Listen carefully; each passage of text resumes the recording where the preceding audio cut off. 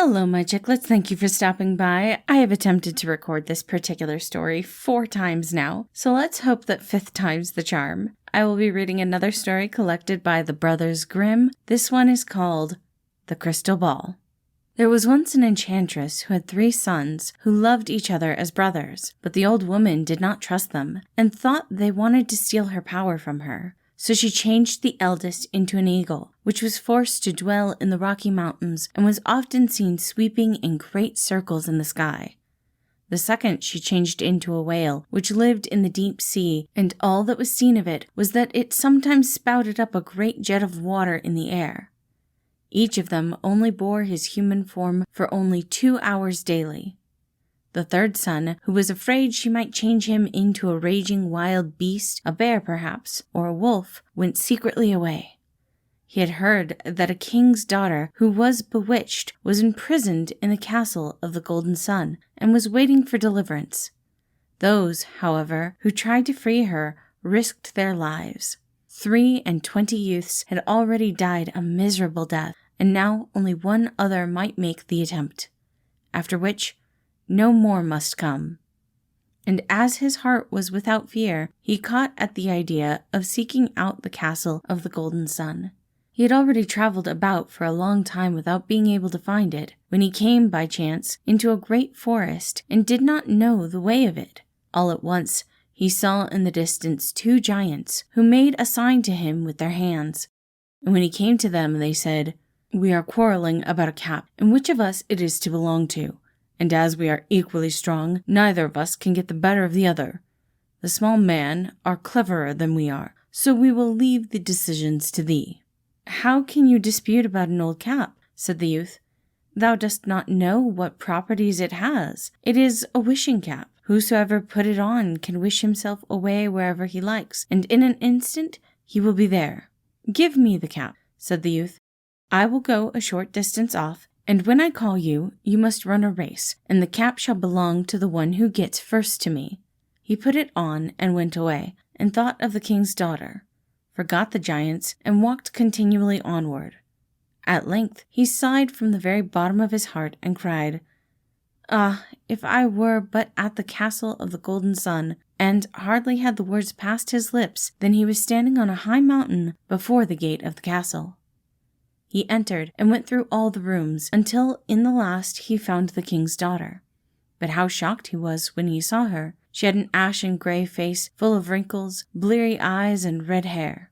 "Are you the king's daughter, whose beauty the whole world praises?" cried he. "Ah, yes," she answered. "This is not my form. Human eyes can only see me in this state of ugliness, but thou mayest know what I am like.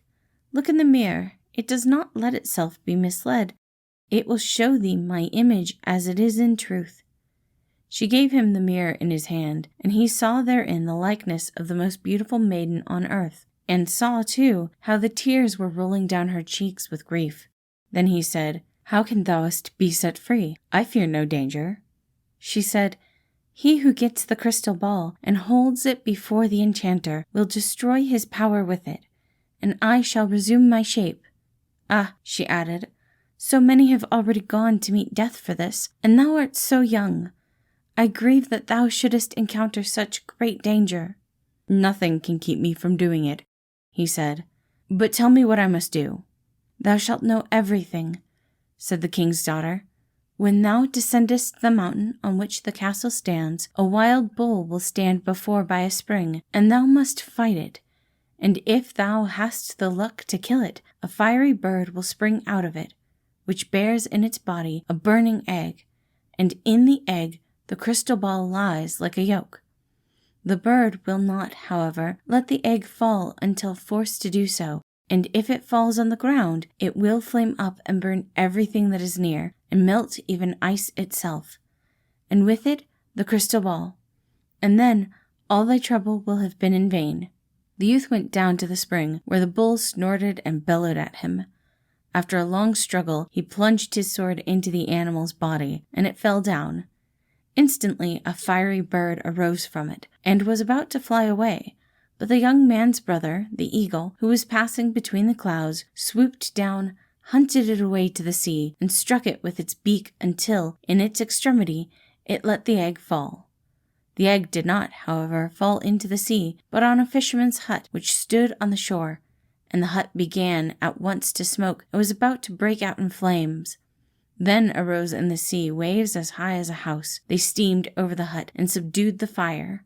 The other brother, the whale, had come swimming to them and had driven the water up on high. When the fire was extinguished, the youth sought for the egg and happily found it. It was not yet melted, but the shell was broken by being so suddenly cooled with the water, and he could take out the crystal ball unhurt. When the youth went to the enchanter and held it before him, the latter said, "My power is destroyed, and from this time forth thou art the king of the castle of the golden sun. With this canst thou likewise give back to thy brothers their human form." Then the youth hastened to the king's daughter, and when he entered the room, she was standing there in the full splendor of her beauty, and joyfully they exchanged rings with each other. Thank you all for listening. That again was The Crystal Ball, collected by the Brothers Grimm. I do hope y'all enjoyed it, and I hope you have a wonderful day.